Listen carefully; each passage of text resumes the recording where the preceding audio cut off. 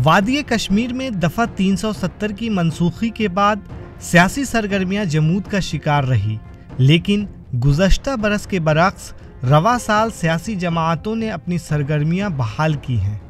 अगरचे साल के अवाइल में सियासी सरगर्मियां मामूल के मुताबिक रही, लेकिन अक्टूबर के माह से सियासी जमातों की सरगर्मियों ने तूल पकड़ लिया। इस ज़मन में सियासी जमातें अपने कारकुनान के साथ मीटिंग कर रही हैं और ज़्यादातर मीटिंग में दफ़ा 370 की बहाली ही मौजू रहा है। जम्मू कश्मीर की बड़ी सियासी जमातों जैसे नेशनल कॉन्फ्रेंस और पीडीपी ने बीजेपी को ही अपने निशाने पर रखा, जबकि पीपल्स कॉन्फ्रेंस और अपनी पार्टी ने नेशनल कॉन्फ्रेंस और पीडीपी पर भी तनकीद करते रहे। सियासी जमातों में अपनी पार्टी इजलास करने में सरफहरिस्त रही, जबकि पीपल्स कॉन्फ्रेंस में मुख्तलिफ लीडरान की शमूलियत का सिलसिला जारी रहा।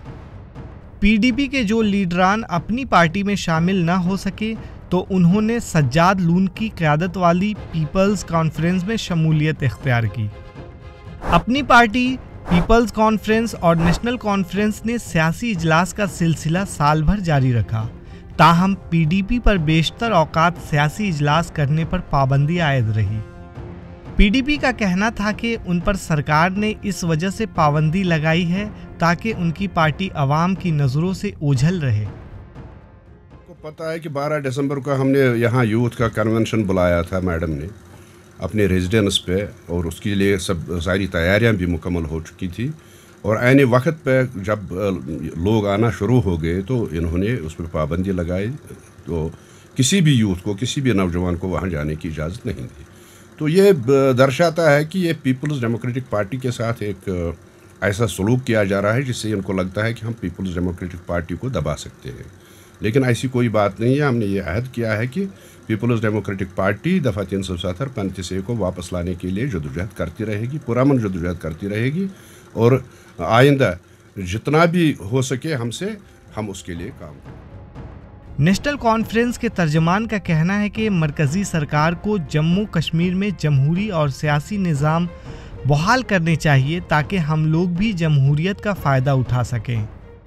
उनको यहाँ पर तो सियासी माहौल बनाना पड़ेगा।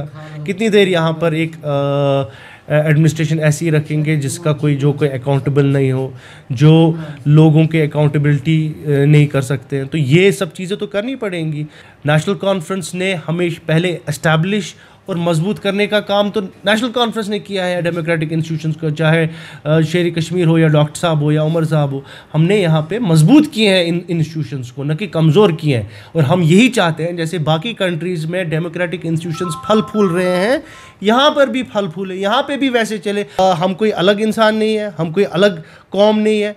तो अगर बाकी कंट्री में लोग इंश्योर कर रहे हैं और डेमोक्रेटिक इंस्टीट्यूशंस के मज़े ले रहे हैं, हमको भी, हमारा भी हक बनता है हम भी डेमोक्रेसी में रहें और जिए।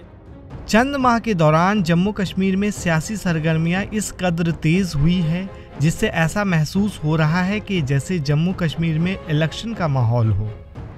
वहीं आज हदबंदी कमीशन ने दिल्ली में जम्मू कश्मीर असम्बली की नई हदबंदी से मुताल्लिक ड्राफ्ट सिफारिशात पेश किए, जिसके मुताबिक जम्मू सूबे में 6 नई असम्बली नशिस्तें और कश्मीर सूबे में सिर्फ 1 नशिस्त कायम करने की तजवीज़ पेश की गई है।